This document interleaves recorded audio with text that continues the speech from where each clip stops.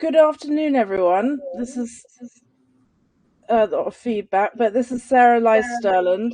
I go by Sarah. I'm the digital community director here at Broadband.money, and I'm really happy to be here with Thomas Kamber, or Tom Kamber, the founder and executive director of the Older Adults Technology Services, otherwise known as OATS in New York City. This subject of older adults and technology is really interesting to me personally because I've been writing about it, and I have two parents who are on the opposite ends of the spectrum. One is a technophile, and the other one is a technophile. So it's been an interesting Hey, Sarah, journey. Yep. you have some things on your mic, I think, and when you're adjusting that, it's giving a lot of feedback. So I don't. there. Oh wait, hold on. I don't have a mic though. All right. Maybe Well, paper, maybe paper on the computer or yeah, something. I think Oh, paper on the computer might be causing some okay. feedback. I removed everything. Is there Yeah, I a think it's feedback okay now? now. Okay, sorry about that. Apologies. Um, so Tom founded Oates 17 years ago in 2004 in Bed-Stuy in Bedford-Stuyvesant, at a small. It sounds like it was a room somewhere with a bunch of older adults. Um, and ever since then, he's grown the organization to become a national organization, and it's now affiliated with AARP, and it's nationwide. And you've put on the Tom. I'm not going to go on forever, so why don't you explain quickly, in your own Sure. words, what Oates aims to do? I'm happy to do that. And first of all, thank you for doing this and having us on. I'm a big fan of Broadband Money and have learned a lot from you and other folks in this network for years. As I'm doing this work kind of as a grassroots practitioner and activist, but it works in the context of much bigger dialogues about technology and telecoms and how we're all connecting to each other and building a healthy system. And so I want to thank people for all of that you've done to help me be able to be here to talk about this. As you mentioned, we started Oates in 2004. I think we're in year 18. I'm not very good at math here, but I think that's where we are. And it was in a small room. It was in Bedford-Stuyvesant, and I had been working in housing for about 10 years as a nonprofit housing activist, and got excited about working with older adults in tech. Just from a volunteer project, I got roped into, and after doing it for a while, realized it was making a difference. And I needed a place to just practice on some ideas and see if it was what might work, and called a low income housing group out in Bedford Stuyvesant. And for anybody that's been working in housing, and I know many of us have done something with the low income housing world, many of those buildings are almost entirely run by tenant associations for people that are in their 60s, 70s, 80s, and 90s. And this place was no exception. It was the Betty Shabazz complex on Gates Avenue. And I went in and said, "What are you doing with technology here?" And they were running a very large operation that involved dealing with telecoms companies and at the time cable systems into the building, but there wasn't any training or social side to the supporting older people to get online. And they were finding that the younger people in the building were gobbling up tech resources and getting involved and doing things, but the seniors were kind of on the sidelines. And we started looking at different programs and what was going on. And most of the trainings that were created at that time were they had been written by computer scientists and by engineers. And I know I'm in the wrong place to talk smack about engineers, but it was interesting because a lot of the content focused on the device. So the first hour or two of the training was learning the parts of the computer and what does CPU stand for and what is an XLS file and how do you resize your desktop icons. And this is a group of people that had never been on the internet and didn't have email and weren't sure how to, scan a browser window. And so we worked at what today would be called co-design. I remember Charlotte Rogers, and older African-American community activist who's got to be in her 70s at the time, and she was sitting there saying, we want to know about internet and email, get that into the first class, help us. We want to drive the car. We don't want to get under the hood and rebuild the engine, and so we built this curriculum together with the older adults in the building. that extended the training out to 10 weeks, that really zeroed in on age relevant content methodology, and then also began to take into account where people wanted to go once they were learning the tech, because older adults have somewhat different life patterns. And if you do the training a certain way, as people emerge from a class, they don't just like stop with the technology, but they then starting a business. They start exercising more. They start rebuilding our social networks that they're looking to do. And so it kind of took off from there. And today we're an affiliate of AARP, as you mentioned, which is an absolute godsend. I'm happy to talk about that in more detail. We have operations in 49 states in one way, shape, or form. What's the one state that you're not in? I think it's one of the mountain states up in the north. But okay. I'm going to fix that. We're going to get there. Somebody mentioned that we're in the state. We'll find out if anybody from OATS is on this. They should put it in the chat. But we've got and we're gonna work 360,000 engagements with our online training just this year. So we're getting to some real scale. We're showing some real results in the work that we're doing. So I think if you were thinking about OATS, what I always say is that we're a social change organization that's working at the intersection of technology and aging. And then one other thing to mention is we run the Senior Planet Network, which is our flagship program. People often refer to us as Senior Planet because that's a lot of our client-facing work. All right, I'll shut up. Ask me more questions. No, it's okay. Senior Planet's a website as well as physical places people can go, right? Yeah, I mean, a sort of jokey way to think about it is that Senior Planet is the Ben and Jerry's to the OATS Unilever, right? When we started doing the work, everything was OATS, but the seniors that were graduating our class, there's not a lot of senior-friendly content on the internet, or if there is, you can't always find it. And so they were going to our site, and they would come back and say, "Yeah, I spent the afternoon on the OATS website," and I'd be like, "Well, that's a disaster. It's brochureware. Like that website's designed for funders and big partners and government agencies, and it's not really meant to be like a digital community for older users." So we redesigned that and built a parallel site called Senior Planet. At the time, we were inspired by Black Planet and some of the sites that were trying to create I remember that site, culturally competent, more authentic content on the web. And I thought Senior Planet was a great empowering name. It's like the planet is yours, and we don't shy away from the word senior. We think it can really mean something very positive. We're very positive about aging at OATS. So we were excited about that phrase, that name. And then the website, when we opened our first center in 2013, if you do the math, that was almost 10 years after we started the organization, but we were always working our partner sites. We called the site Senior Planet because that became the brand. And then somebody came up with a tagline, which wasn't me, but it's brilliant: aging with attitude. And that's on the wall there. People love that. They wear t-shirts that say Senior Planet, aging with attitude. And that's become our kind of friendly, consumer-focused brand, and it really enables us to kind of build communications and visuals around that sense of empowering older adults and sharing and peer education and celebrating aging. Where the OATS background, the more corporate button-down site is, we're the ones who can manage a federal A133 audit if we're taking a $10 million grant, and we can make sure that we land the airplane on the runway at the right time and support all the partners and do all the work that we do. Right. So I just want to I like the way you OATS frames what you're working on. You have 5 impact areas, right? When it comes to helping seniors. Could you frame that for our viewers? Absolutely. When we first started out, our mission statement was kind of I had never run a nonprofit before, and the board, we worked out this mission statement, which was like this long paragraph about participating with technology and using it for welfare and independence and things. And we did a board retreat about 6 or 8 years after we got started, and revisited all of that, how we were framing what today is typically referred to as a theory of change.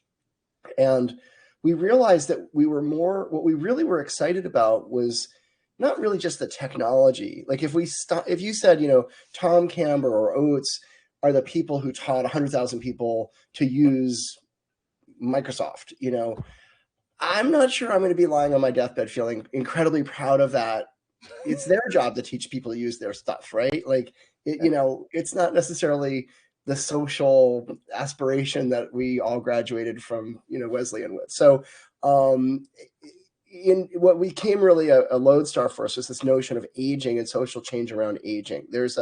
We're in the middle of a really radical revolution in longevity, which is only not front page news every day because it's happening rather slowly, but we've added more years to the human lifespan in the last century than we added in all of human history before that.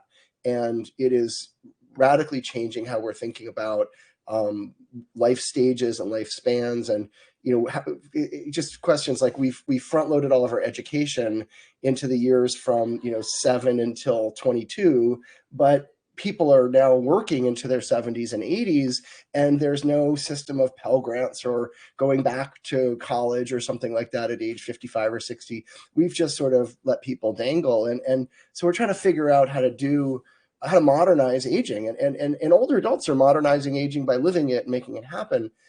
So we got excited about the work that we're doing as a kind of focal point around aging and tech. And we realized that the things we want to be known for are age-related outcomes. And that's what we want to be held accountable to. So we reorganized all the OATS trainings and curriculum. Everything has a tech theme, right? There's going to be something having to do with tech. It can be very tech focused, like how do you use this tablet? Or it can be light tech, where it's more like, how do you do a Spotify song list while we're having you work out at the center? And the tech theme is more around supportive tech. But the impact areas that we were able to identify were the criteria were it had to make a difference in aging, and it had to be related to tech, and it had to be something where we could make a difference. So the obvious one was social engagement. That was vertical number one, where the vast majority of people that come through programs tell us that they want to communicate with friends and family and make a difference that way. The other two big ones that come up all the time are health and financial security.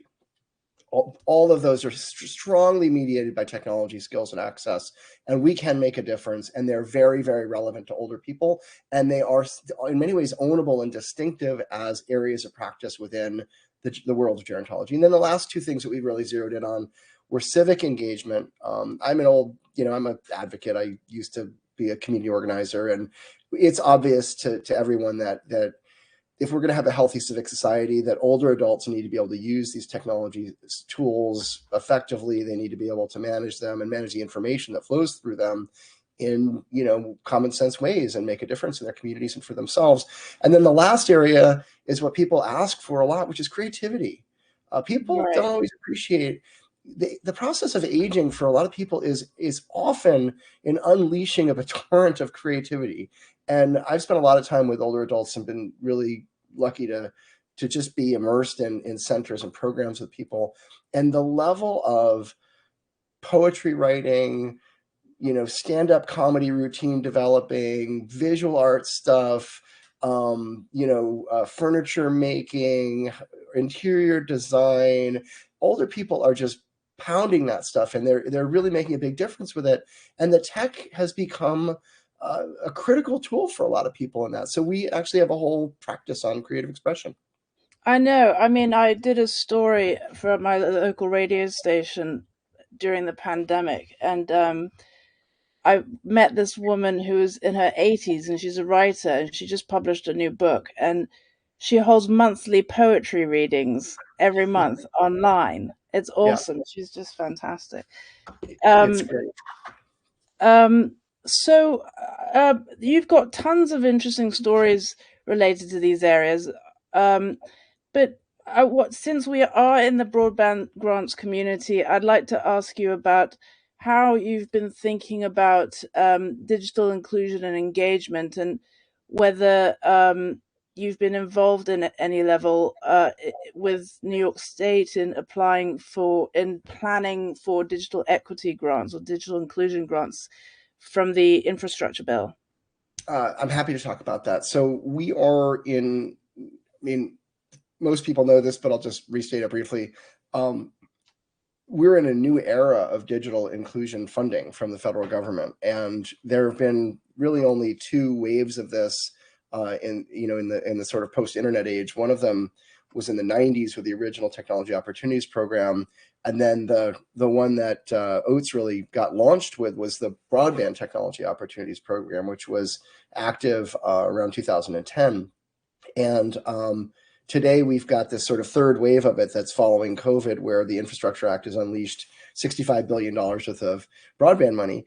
And digital equity is really getting some serious funding as part of that. And the states are in the midst of planning out their digital equity programs. I think my camera just cut off. Hold on a second. Yeah. Reset that. I saw it go black. It'll take a second. I'll keep talking. But there's it's coming back on here. Let's see here. Come on, camera. There. And so sometimes it overheats.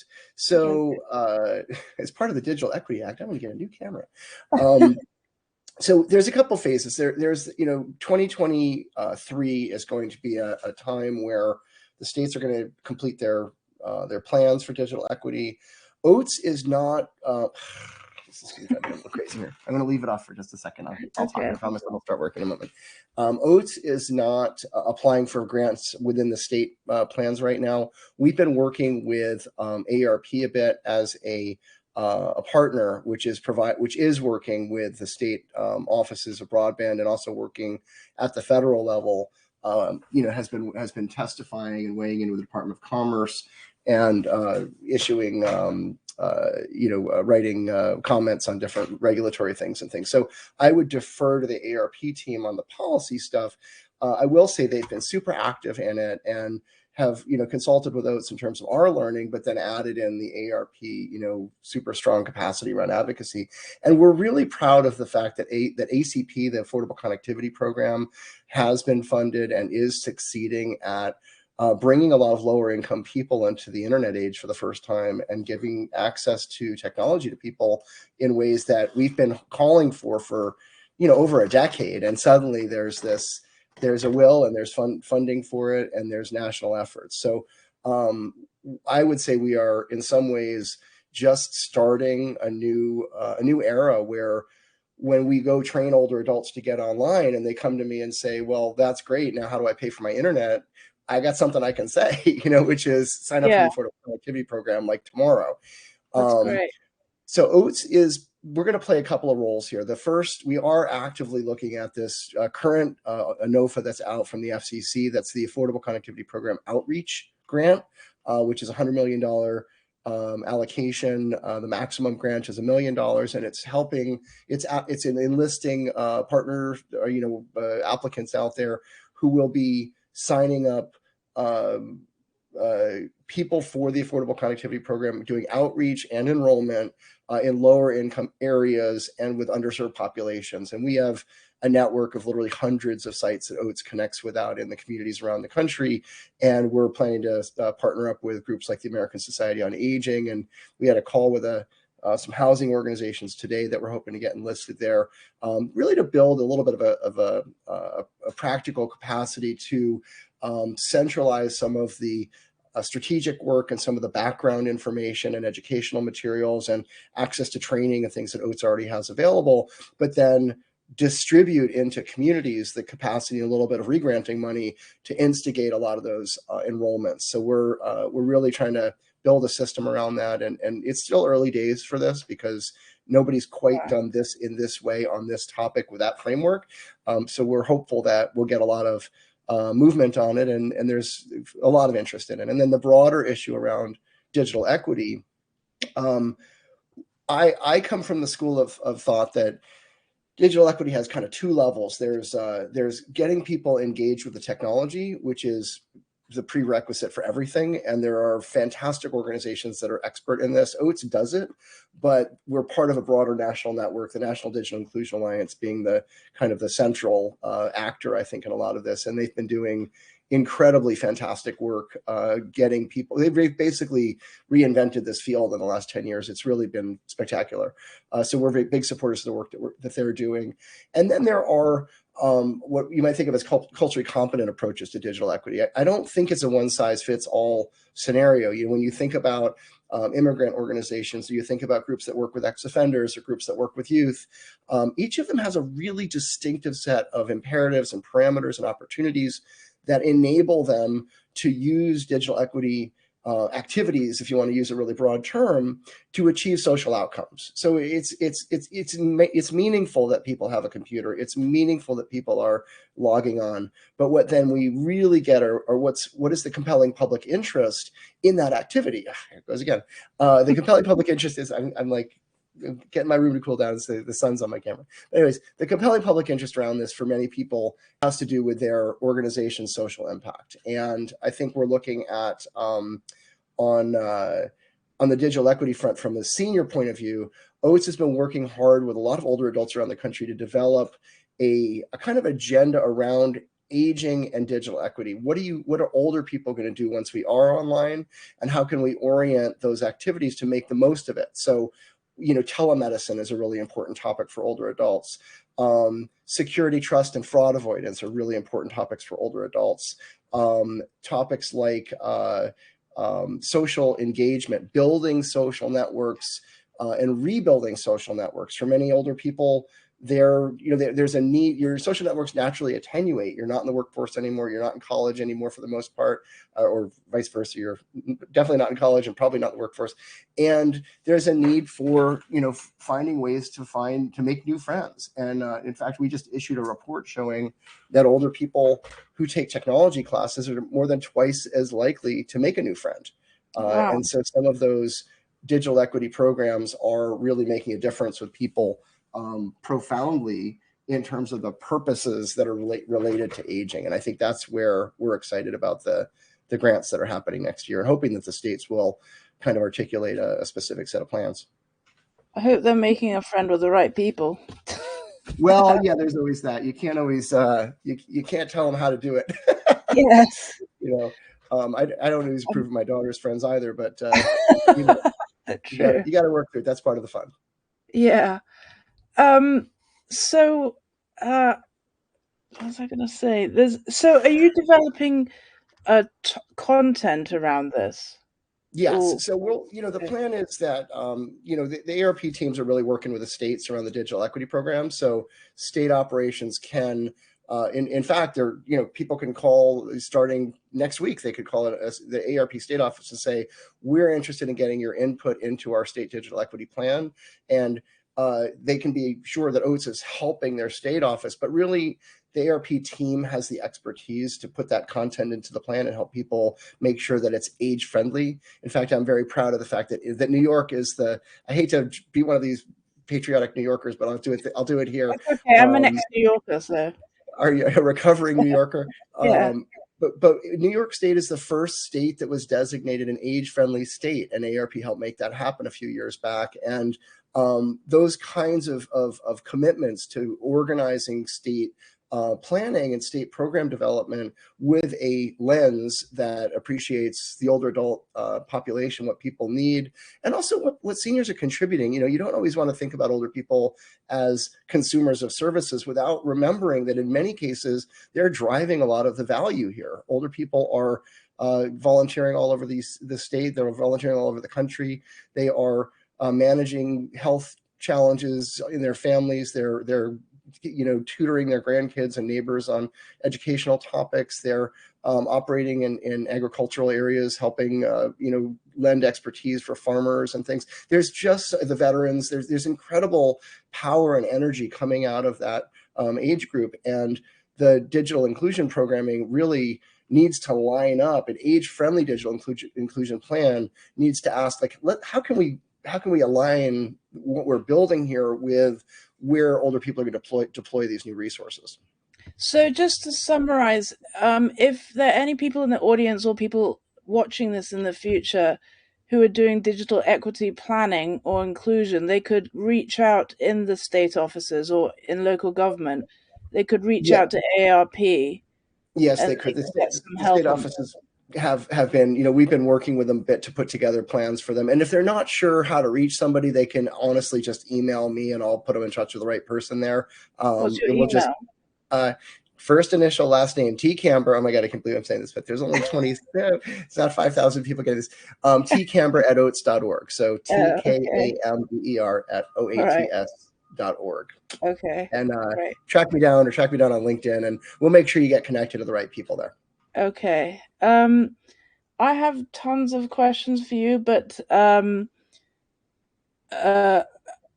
going to go to our audience questions. But I think I've worked, as I mentioned to you in a previous email, I'd also like to mention to people in the audience, I've worked with other organizations that work with older adults, and I think there's one guy called Stephen Johnston who I've worked with at Aging 2.0, who you also know. I know, Tom. He was on my board. Oh, was he? Yes, he was. But He's a when he great started guy. Aging 2, he came to talk to me about it, and we became big fans of each other's work. And he joined the OATS board and was on our board helping us grow OATS years ago. That's so fantastic. But he had this great framing of seven great challenges to aging, and I just want to quickly share them with the Sure. audience because I think they're so good. And I'm not going to get into it. I just want to list them to put these ideas in people's minds. One is engagement and purpose, financial wellness, mobility and movement, enhancing daily living and lifestyles, improving the quality and efficiency of caregiving, care coordination, maintaining brain health, and improving the end of life experience. I mean, it just goes through the whole thing. But Stephen Johnston, his organization was called Aging 2.0 because he also included technology in his strategy of trying to help people. So that's Exactly. just a brief advertisement for Steve Johnston. I'll put a +1 on that one. He's a brilliant guy. I think he was a Rhodes Scholar originally, and Stephen's one of the interesting things that he did at Aging 2 was he was a kind of early pioneer that was linking tech and aging, but also building an international network of ambassadors. And so he was in Japan, just building a group there. He was in the UK, he was in Singapore, and I got a grant about 7 or 8 years ago from the Macquarie Foundation in Australia that was offering a kind of social innovation grant for people like me to travel around the world and learn about different models. And so I had to find a bunch of people I could interview with traveling around. And I called Steven, and he gave me like 20 different people to talk to in different countries. And everywhere I went, they were like, "Oh yeah, Aging 2.0, I'm the ambassador." So I was with like Luis Castillo in Spain, and just different groups, different people in Colombia, and it was amazing. So he's a big star, and I'm glad to have he him. knows all the very interesting people doing. And also, to just one more point about this, there's a lot of entrepreneurship going on in aging right now, and especially specifically in the tech space. And Aging 2 was sort of the first of an early iteration of this, and they're still doing it. They have a fund. I know they've been active in building early stage and other supports for entrepreneurship efforts and investors. And then AARP has been doing it for years as well, and has the Age Tech Collaborative, which is a really fascinating group of many of them are early startups that are focusing in the age tech space. And then there are other larger, more established companies that I don't want to put words in their mouth, but I would consider it more an accelerator sort of approach, or an enhancement of their kind of tech and age tech capacity, that are now participating in it at AARP. And they've got this really interesting practice group. We're all going to be at CES together in January. So if anybody on this call is going to CES, you should come visit us at our pavilion while our camera is dying again. And I will we'll introduce you to the age tech guys, and we will also, I'll buy you a drink. How's that? That's an offer I don't think anyone can turn down. There are a lot of interesting companies doing stuff in this area. So your black camera space has distracted me from my last question, and I've forgotten what it is. But one last thing is, for people in the audience, two other people that spring to my mind that Stephen Johnston didn't introduce me to personally, but people on a stage, was Eve Bihar, who designs technology interfaces, and Chip Conley, who started these hotels called joie de vivre, but he's started this thing called the Elder Academy, and if anyone's I've been interested, there. I'm a you've big been fan. there. I have visited Modern Elder. Yes, Lucky thing. I'm a Chip Conley acolyte as well. I Oh, feel like right. I'm in cheerleader mode here, but yeah, put Chip Yeah. down as another guy who's making incredible difference in aging. Yeah. Where is it's somewhere in Baja, California, isn't it? It's down in, I believe the town's called Embarcadero. It's Modern Elder Academy, and they have Yeah. these. You can either go for very structured sessions or for with these sort of more introspective and less structured sessions. And it's organized, I think, in 2-week periods. It is physically heaven on earth to go there. The guy, Chip Conley ran boutique hotels before he started this, so the environment is beautiful. It's right on the beach in Baja California. I think they're also launching one in Santa Fe, and it's designed for, it's kind of what I was talking about a little bit earlier, this need to rekindle some of our thinking and to recharge our batteries a little bit as we reach middle age and later age. There really aren't a lot of institutions that are supporting it intentionally, and Chip was inspired with his own personal story to start Modern Elder. And I went down there. I'm a bit of a skeptic about things like meditation and mindfulness and things. And I grew up in New Jersey, so we're sort of we throw beer bottles at that stuff. And Yeah, right. so I went down there all skeptical that this wasn't, I was just going to spend a lot of time with my notebook planning out our next phase of attack at OATS. And I sort of stumbled into the meditation session at 7:00 in the morning. This guy, Teddy Dean, runs it. And about 5 minutes into the meditation session, I was hooked. And I still do the meditation. Teddy Dean does it he has like a Sunday night meditation group that gets together every week. And I still go on that. And I meditated this morning, and it's all Chip's fault. But it really, I found very surprised at how important some of that mindfulness work was for somebody like me who I never did that stuff. I mean, I know there's Omega Institute in New York. There's a million things in California and other states around the country, but I hadn't ever really thought it would be something that I would take to so well. But it helps me relax and be a little less neurotic about this stuff. You're trying to do social change, and sometimes it feels so momentous that if you get it wrong, it's not like, oh, you missed selling that that latte to somebody at the coffee shop, but it's like some person is going to suffer greatly because we didn't reach them, and we didn't, we blew it. And the anxiety around whether we're doing the best that we should be and whether we're sustaining these programs, it can get into whether we're sustaining ourselves. And I'm 56, and for the first time in my life, I'm realizing I need to spend a little bit more time on keeping myself sane. It helps. It's helping. Thanks for sharing that. It's working, but it's helping. No, I think it's I'm going to be less in my camera necessary for everyone. Good. I think it helps you be more creative as well, actually.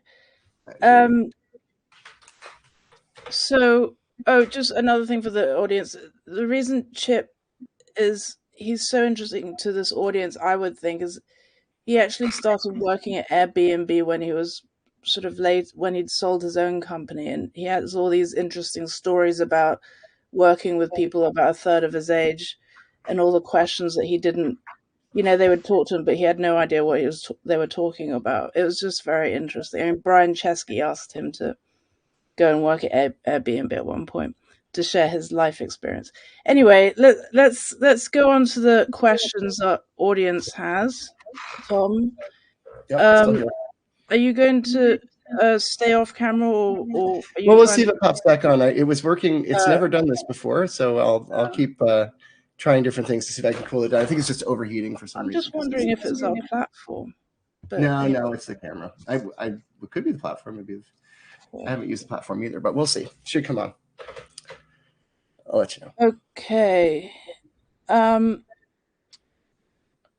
Theo asks, "Hi Tom, I'm wondering, how was OATS mission impacted by the COVID-19 pandemic?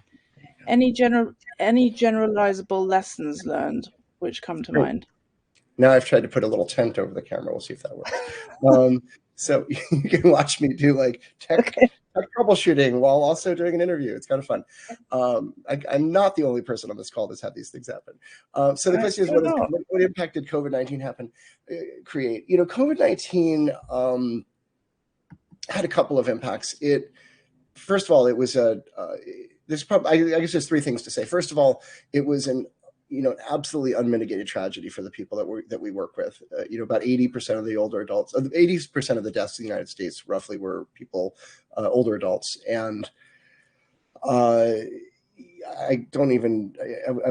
hesitant to even compare the carnage and the trauma and the pain that caused the people in our community, the older adults themselves, their families, their supporters, their friends, and people like us who work with older adults and have a real passion for this community. And so COVID was felt personal, I think, to people working in aging, and still does.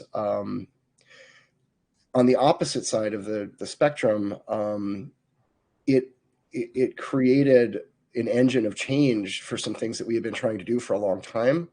And I can give you a specific example. We had been doing all these trainings in person for years in centers, and we're teaching 15 people at a time, and I'm having to send a trainer out with a laptop to each of the locations, and the numbers there's a kind of ceiling to how many people you can work with, how much impact you can have.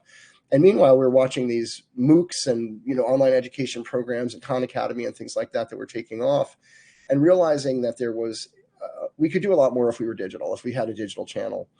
And we spent at least 2 years trying to launch a meaningful digital educational channel that was just starting to get going when COVID hit. And in 30 days, the work that we had done in the previous 2 years, we probably tripled the output in 1 month in terms of the pace of development, with Zoom and people coming online, and the people being willing to just overcome all the weird technical challenges that we were having. And we converted thousands of modules of training into online, and so and suddenly it's working. So now we had 8,700 classes last year online. We've got people from it's really changed the game, and it's given that together with the federal subsidies for broadband, and now the sort of now functioning channel of online education and community are game changers for people. So it has given a new opportunity to build something that is responsive, that is robust, and that can hopefully protect us from the next phase of this. And that's the third thing I'll say is, it didn't have to be this way. We knew that older people, there's a book called Heat Wave about the Chicago heat wave. I think it's called Heat Wave, that you should all get on Amazon and read. It is, I think it's Eric Kleinhoff maybe. And there was a heat wave in Chicago, I think it was around 1990, and a couple hundred people died. Virtually all of them were older adults, and they baked in their apartments, and they were not reachable because they were socially isolated. And when social scientists came and looked at what happened, they realized that the burden of a catastrophe falls on people who have fewer communicative resources, who are more isolated, less engaged, may not be in the workforce, may not be in an institutional place where people are reaching them or know about them. And we don't know that the people that suffer those consequences are carrying an unfunded mandate, in a way, in our society of risk. And so when the heat wave happened in Chicago, they realized that, hey, we need to do more to build social connections with older people, so that their next heat wave that happens, we know where people are, we can reach them, and we can give them water and cool them down. Well, when COVID happened, we knew that 20% of older people around the country were socially isolated, clinically socially isolated. AARP's got all sorts of research about this and has published reports for years. And the AAAs around the country, the area agencies on aging, are doing heroic work to provide people with food and support.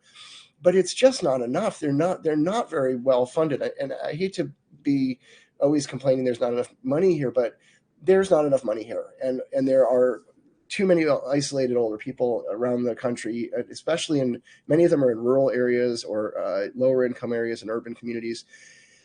And we did a study that found that about 42% of older people, the data were from 2019, so they're updated a bit, but about 42% of older Americans don't have wireline internet at home. And these are problems that should have been solved 5 or 10 years ago. And we're just getting to address them now with the new infrastructure money. And I pray that we'll get there. But it didn't have to be this way. We could have solved this earlier and should have. Well, we're getting to it. So, but speaking of access, I just want to close the loop on one question I had. In terms of not having access to an internet connection, what in your mind is an affordable internet connection for seniors on average? I mean, Abby Hoffman says free is good. I think that probably the only person who's quoted Abby Hoffman today.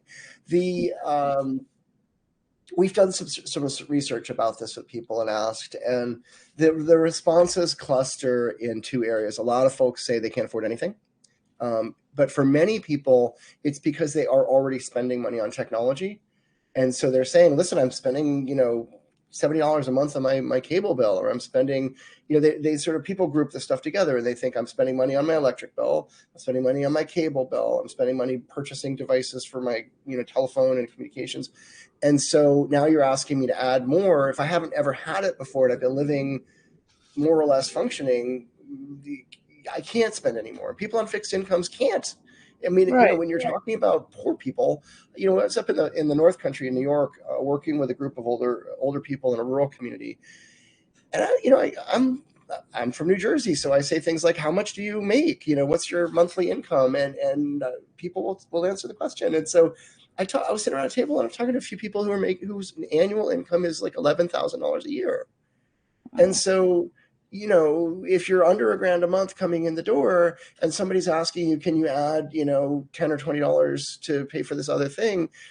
They're not using medications. They're not doing things that most people would consider absolutely unavoidable. They're avoiding them because they can't afford it. And so there is a population of people out there for whom we need to figure out a way to get this paid for, the way that we did with housing subsidies, with original phone subsidies, with SNAP and food benefits.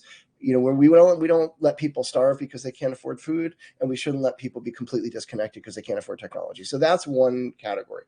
The other area is when you ask people, many people will often coalesce around the $10 a month response. That's what the data show. That's not necessarily consumer behavior. It may be that people will spend a little bit more, and there obviously are very different price points for higher income people. But now with the ACP program, for a lot of people, it is free. Right. There are millions of older adults around the country now who are signed up for ACP. Older people are flocking to ACP. It's incredibly valuable.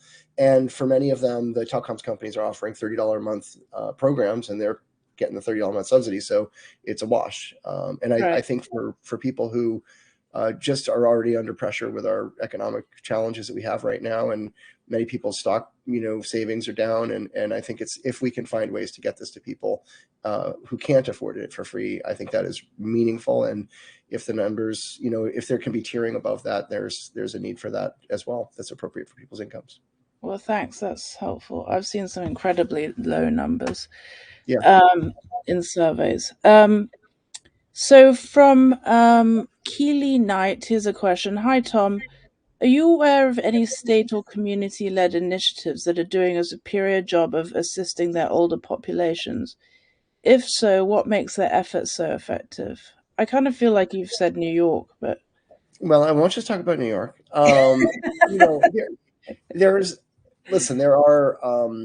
There are organizations all over America that are doing incredible work helping older people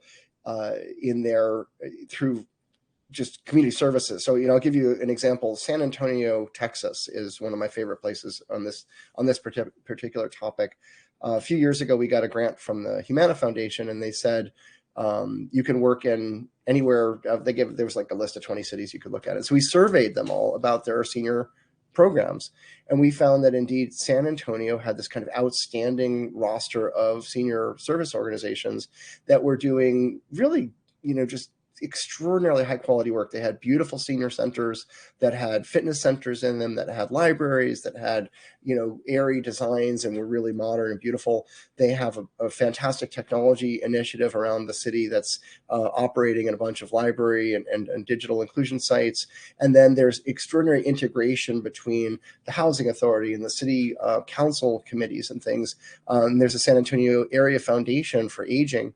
And so we actually started work in San Antonio with Humana because we felt that was a place where when we put some, 1 unit of energy into the program, 10 units of benefit would come out of it because of their institutional capacity. So that's more of a collaborative environment, but there's like the Bob Ross Center. And if any of you are on your way to San Antonio next week for some reason, go check out the Bob Ross Center or any of their comprehensive senior centers. They're extraordinary.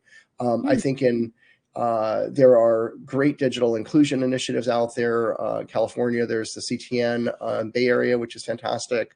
There is the Thrive Center in Louisville, which is presenting all sorts of really innovative technology kind of demonstrations for people to access. We're working down in Florida now, opening a center in Miami, and their South Florida Institute on Aging is doing really great work with people. There are a lot of, there's rural tech groups that are, rural aging groups that are helping seniors up in Vermont that I've been connected with over the years. There's just a lot going on out there. I would encourage people that are looking for some of the models to connect with one of the networks, like American Society on Aging, where I'm really active, does an annual conference. They have 5,000 members, and they are always surfacing these like electrifying stories of groups that are helping people out there. Aging services are a success story in America right now, and it's really worth mining that for some really some inspiring kind of inspiration in a moment where sometimes we forget about how well we are doing with some of our programs, and aging is an area where there's a lot of good stuff going on. Oh, cool. So from Bryce, thank you for that. That's really, that's a plethora of resources. Thank you so much. So Bryce Ratner-Keithley asks, hey, Tom, wondering if you can talk a little bit about the work that OATS does with older adults. What does the curriculum for your program look like? I feel like we've kind of answered that one, so we can move, I think, unless there's anything else you want to. Digital literacy, hold on, hang on, sorry. Oh, okay, this is quite a good one. This one is from Adi Rishab Dugar. His question is, digital literacy is often an overlooked component of bridging the digital divide. Do you think that broadband expansion efforts around the country are doing enough to promote digital literacy? I mean, we've kind of talked about the big picture, but do you have any other thoughts on this? I can say, I mean, it's a kind of the obvious answer is no, right? Because you're never doing enough. And what we've learned is that the basic training is very, very powerful and very meaningful, and not everybody is getting it. I can cite a dozen examples of programs where technology distribution is taking place, but everybody's not getting trained. And it's challenging to put together, just logistically getting people to get to be aware of the technology, to have a trusted provider, to line up the timing so that they receive a device and connectivity at the same time that they're getting trained and they're getting the digital adoption support.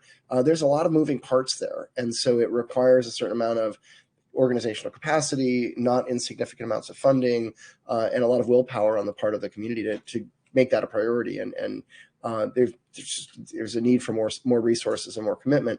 I will say now with the digital equity plans that are coming to bear, there is a lot of money for adoption. And I think it may be, who knows if it's going to be enough. It's certainly enough to get going with. And I think the next couple of years will be possibly I don't know if you want to use that word like renaissance, but it's going to be a real a flowering of innovation out there, and we're going to reach a lot of people that didn't get reached before. And I think we have enough in the budget federally to make a real difference right now. So I'm optimistic. That's exciting. We're going to close. I think, there are always going to be some people that are intentionally off the grid, right?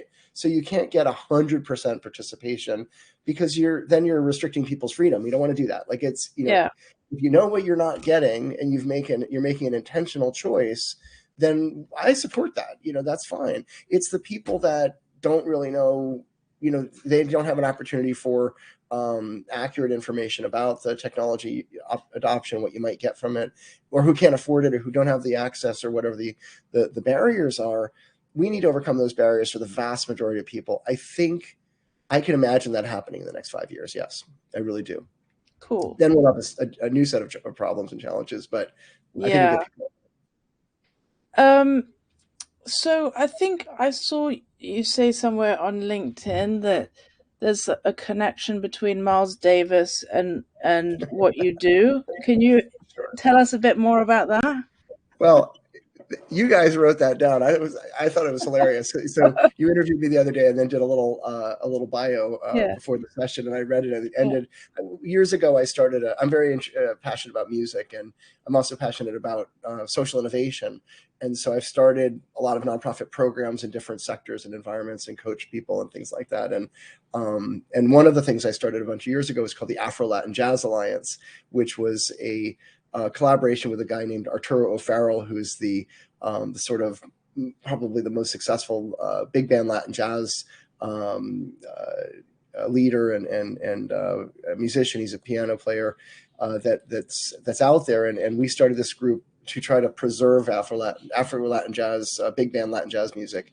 And we got the program running. We started raising money, and then they got nominated for a Grammy with their next album, and they've won like 6 Grammys since then. And they've got 40 teaching artists in the New York City schools, and he's winning all these awards, and it's just taken off. I was their founding board chair, and I'm slowly have retreated into just going to the concerts, which is what I do now.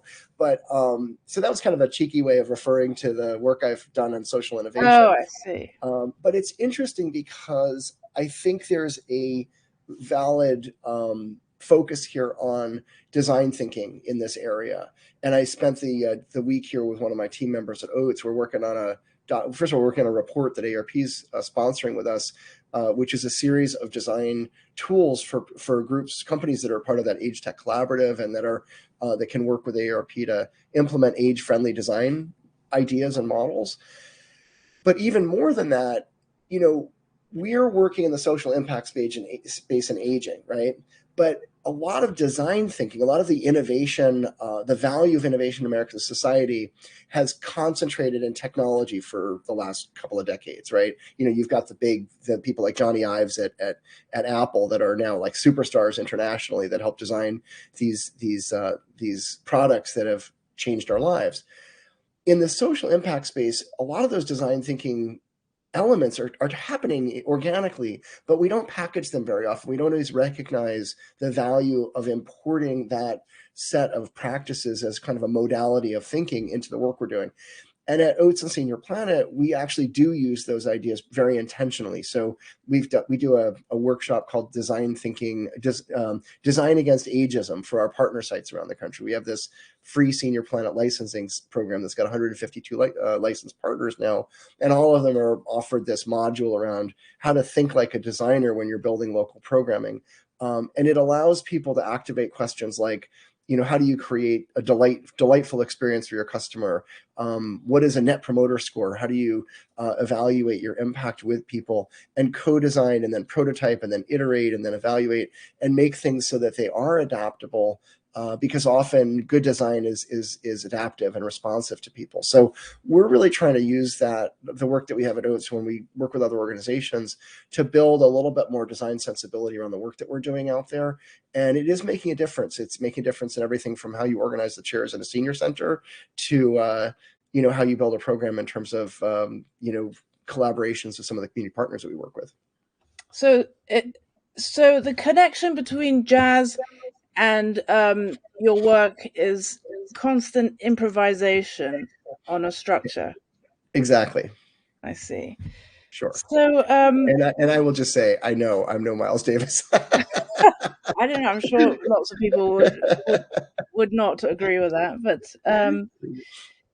one of the things I thought that you talking about design, I mean, this is on a different level, but one of the really interesting things you said was in talks you've given before was about how, app designers and technology designers are constantly updating I think it was you who said that they're constantly updating their interfaces, so people have to keep learning things over and over again. I mean, that's a challenge for even the best of us. I don't know how, people who aren't into technology deal with that. I mean, do you know if there's been any progress in actually getting app designers to think a bit more about the general population?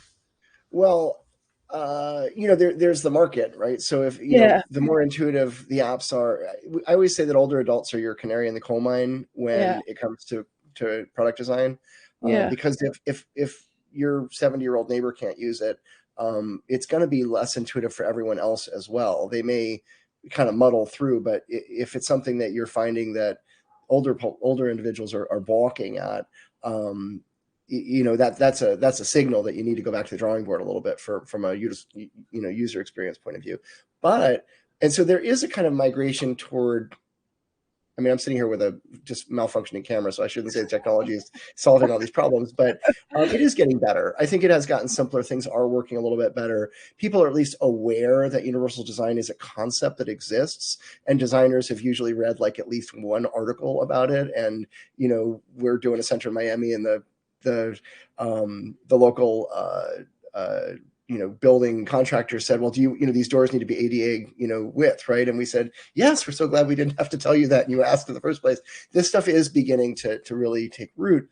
At the same time, the way that technology is evolving and the constellation of changes that's taking place in any given period is forcing us to reformulate how we're working with older people, particularly because if you're in a certain kind of a social network where everyone around you is adapting to these changes in real time, when a new app comes out or a new interface happens or they tweak the old one, it's a small change and you see it as it's changing, and your neighbor or your friend or your girlfriend is using it, and so you pick it up kind of on the fly, kind of like language where there's a new term that gets introduced.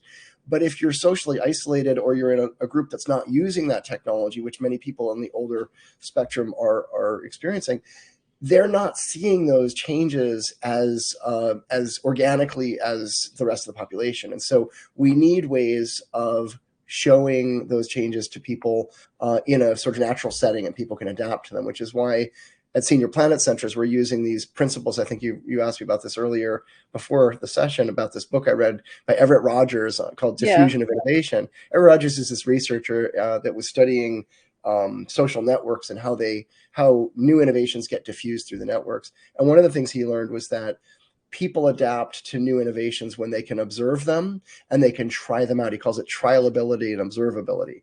And we built the Senior Planet Centers to activate that observability and trialability so that they can come in and, people can see the session taking place. They can watch others that are using technology and free of charge, just kind of wander around and soak it in, and then get on a computer and try it out. And we've got volunteers helping people test out things. And it's very low stress. Like, it's not like, oh my God, you have to spend $500 on this thing before you're going to use it. It's no, come on over here and I'll show you how it works, and you can knock it around a little bit.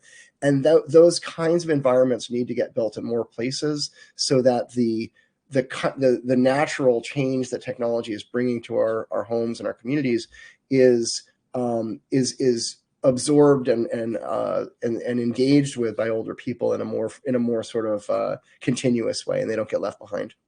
That's such a great insight. Thanks for sharing that.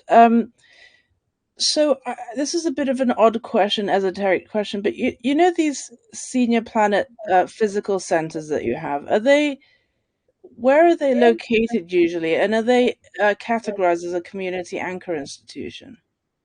You know, I think of them as a community anchor yeah, institution. I'm not sure. There may be a specific regulatory yeah, structure to that term in right, certain right, places where we may not qualify if it's a funding thing. If yeah, it's for very technical reasons, you can ask me to look it up, but I can find out for you. yeah, They are located in New York City, yeah. Denver, Colorado. We are going to open one in Miami in next summer. So we have a lease signed and we're designing it. So I'm going to say that's going to exist. We've got one and we have a huge program in San Antonio, which doesn't have a physical center in the same way that some of the other sites do, but we've got about 10 staff working in those senior centers there. We've got a rural kind of showcase up in upstate New York in Plattsburgh, which is right on the border of Canada, and they have the radios in French, which I think is pretty cool. Yeah. And we're looking at building a couple more in the next few years with AARP support. And are they near things like libraries, or how we try to locate them in, urban centers where there's a high concentration of older adults, higher concentrations of lower income people, and folks that might be underserved. In terms of where real estate's available, that kind of drives some of the decision making. So the one in Manhattan, for example, is in Chelsea, which is we really needed to pick somewhere that people could get on public transit, because a lot of New Yorkers are using the train and the bus. Yeah. But when we did one in Denver, we ended up at the Lowry Air Force Base, which is easily drivable for a lot of people, but it's in a kind of funky, innovative space that's got it's actually in a reclaimed part of an airplane hangar. Wow. So are they, I'm just wondering on behalf of our viewers, if they're interested in, visiting these places, are the addresses on seniorplanet.org, or how They do they? would be on, if they can look them up on seniorplanet.org. They can also just email to info@oats.org if they wanted to see if there was a center. There's a lot of stuff going on around the country that OATS is doing that's community-based, which doesn't have to be a Senior Planet center, but there may be a partner that's running OATS programs all day long. And so if you wanted to connect to a local initiative, just there's a hotline on seniorplanet.org. You call the hotline and say, what do you have going on in Seattle, or what do you have going on in Maine? And then there's also info@oats.org. Just send us an email and we'll put you in touch with the right person. Thank you so much. Thanks, Tom. So Ben, I'm going to call on Ben, who is our behind the scenes moderator here, moderator. Do we just hang up, or what do we do? I'll take care of that. There's a hook that comes through and yanks me off like a vaudeville show. I love it. Yeah, sure. So on behalf of the Broadband Grants community, thank you, Sarah. Thank you, Tom, for participating in this event. I know that this was of a lot of value to a lot of our viewers, so thank you both. Yeah, thanks. I really enjoyed doing it. Thank you, Sarah, for your patience with my tech issues. It was such a joy talking with you. Thank you so much. I'm going to have a great weekend, and I'm going to sign off. All right, you too. Thanks. Take care. Bye.